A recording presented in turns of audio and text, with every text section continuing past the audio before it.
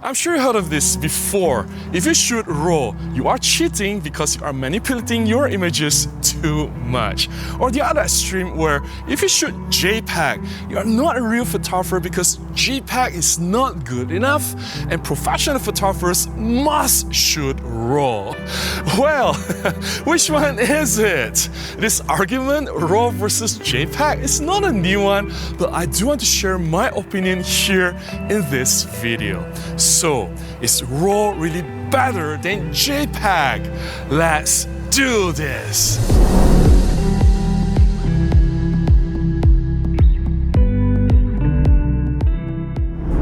Before we go further, let me be perfectly clear that I don't care whether you shoot JPEG or RAW. I'm not here to tell you that you must shoot RAW or JPEG or you must change the way you do things. That's not why I'm here. We are all different photographers. Obviously, we do things that work for us. So if you find that RAW works for you, shoot RAW. Or if you think that JPEG is better, then continue shooting JPEG. You don't have to do anything different. So why am I making this video about RAW versus JPEG? Well, every time after I've shared my images, I receive so many questions, and the questions are always the same. Robin, did you shoot these images in RAW? How did you process them? Robin, are these images straight out of camera JPEG? So, I'm making this video to answer all these questions, whether I shot my images in RAW or JPEG, in which situations I choose RAW, in which situations I shoot JPEG. I'll share everything that I can, and of course, I want to address some misconceptions or myths about RAW versus JPEG. But before we go there, let me share a batch of photographs from a real job that I did, which I shot in both RAW plus JPEG, but all the images that I'm sharing here will be from JPEG.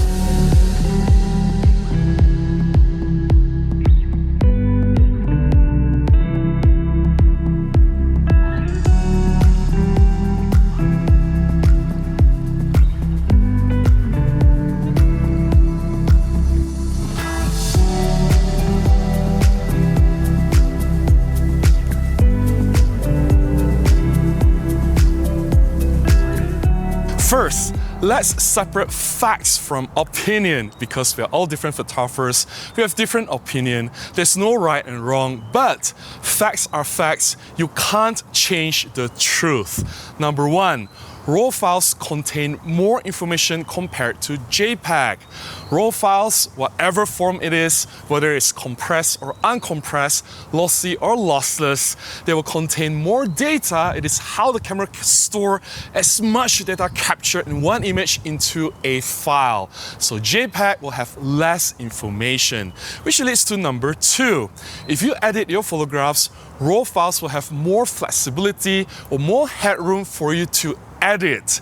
Let's say you severely underexpose or overexpose your images, or if you want to change white balance, you can edit a RAW file with less penalty compared to JPEG. It is easier for you to destroy the images by stretching a little bit of editing in JPEG compared to RAW. So if you plan to edit your photographs, shooting RAW will give you a little bit more advantage. Number three, JPEG is ready. You can submit JPEG files immediately to your client, or you can upload it to social media like Instagram or Facebook or use on websites.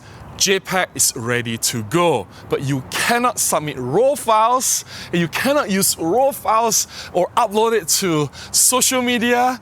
The websites or Instagram will not recognize your camera's RAW file.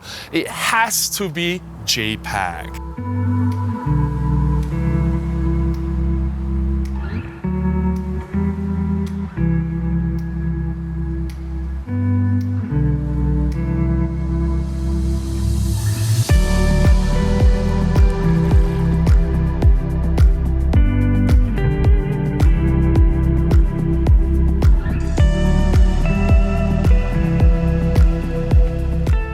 So in what situation do I shoot RAW? In what situation do I shoot JPEG? For all my professional work, I shoot RAW. all of them, whether it's wedding photography, portraits, event photography, whether it's lifestyle products or stage photography or mini concerts, everything is done in RAW. Now, the logic is very simple. I want to give the best to my client, and I, as a human being, can make mistakes. I am not fail-proof. The camera is more reliable than I am, right? So in situations where I accidentally underexpose the images or overexpose the images, or have set the white balance wrongly, I can fix my white balance and exposure without much penalty to the images. If I've just shot JPEG, it's harder for me to fix my mistakes. And yes, I do make mistakes from time to time. It's just insurance. For my professional jobs, 10%, 20% of it, usually for events where clients need immediate release to media or they want to upload straight to their social media. Then I also shoot RAW plus JPEG. In fact, this particular session, the photographs I'm sharing in this video, the clients will come to me every 2 hours, or I have to go to them to drop off my SD card and deliver my JPEG files to them for immediate use. And yes, I do shoot JPEG for my professional environment as well. Now, for my personal projects, for my personal shoots, shutter therapy sessions, whether it's inset macro photography or street photography or any other projects, sometimes I shoot in RAW, sometimes I shoot in JPEG. Most of the time, I don't even care. I just go out, turn on the camera and shoot. Sometimes I thought I shot in RAW, but I came up with JPEG. So what? The images are still there, they're perfectly usable. There is no consequence. So I hope you guys understand that as a photographer, if you are a working photographer, you do need to be proficient, not just shooting RAW, but you need to shoot JPEG as well, because there are situations where you need to deliver in JPEG. Right? So when the client says, okay, the media is here, they're waiting for photographs, I need your SD card, you can't tell the client, sorry, I need to transfer my images, load it up to my computer, I need to run it through my editing software and my denoise software and my whatever other AI software to enhance it. It's gonna take 2 hours before I can deliver it to you. And the clients are like, hey, clock is ticking, I need to deliver the images now.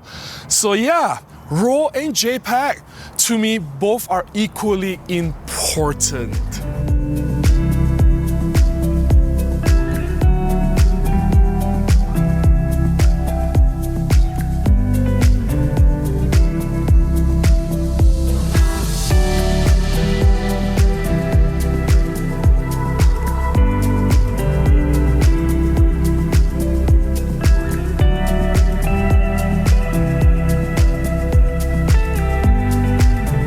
Let's talk about the common misunderstanding and myths of RAW versus JPEG.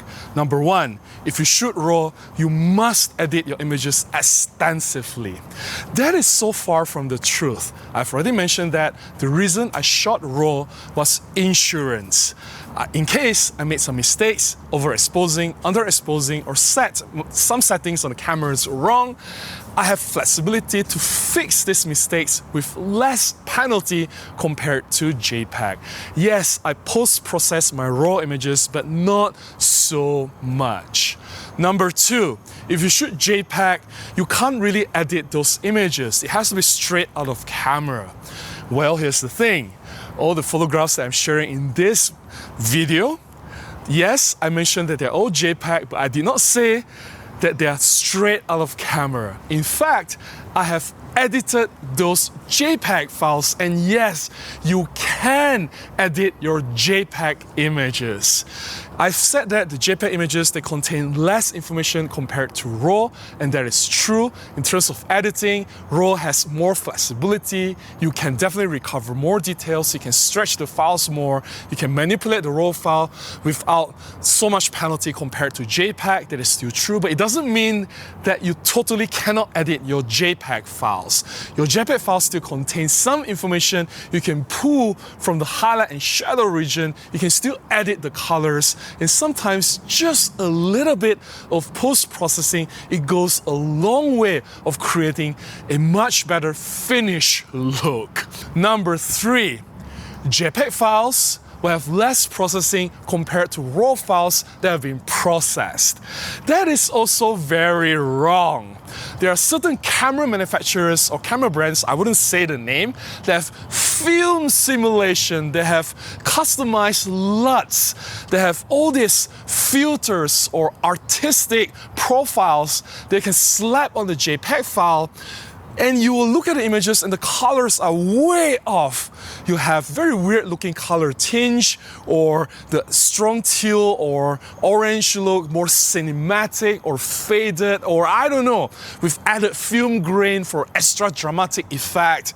And all this super processing, if you look at the final outcome from these JPEG files, they are heavily processed. In fact, the processing is way more extensive than what I've done with my RAW files. Believe it or not, if you talk about what's real or what's natural or what's closer to reality, my RAW processed images will look closer to what's out there, what's seen with your naked eyes, compared to all these JPEG files which have been heavily processed.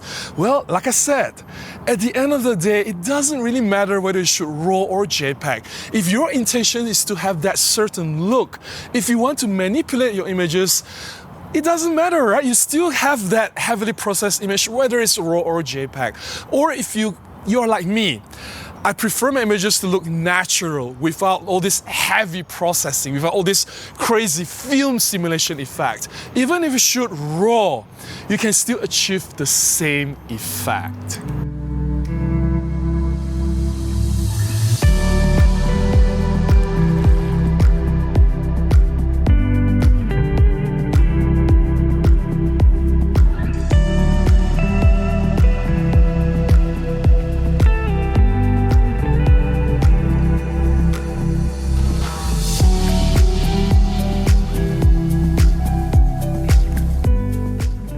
That's all to share about RAW versus JPEG, and I hope now you finally understand where I stood and why I shoot both JPEG and RAW.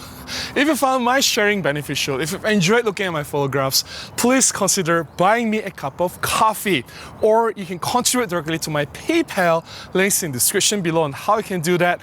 Any contribution goes a long way, will definitely help me to continue making more content. Until the next one, please go out and take more photographs. Bye-bye.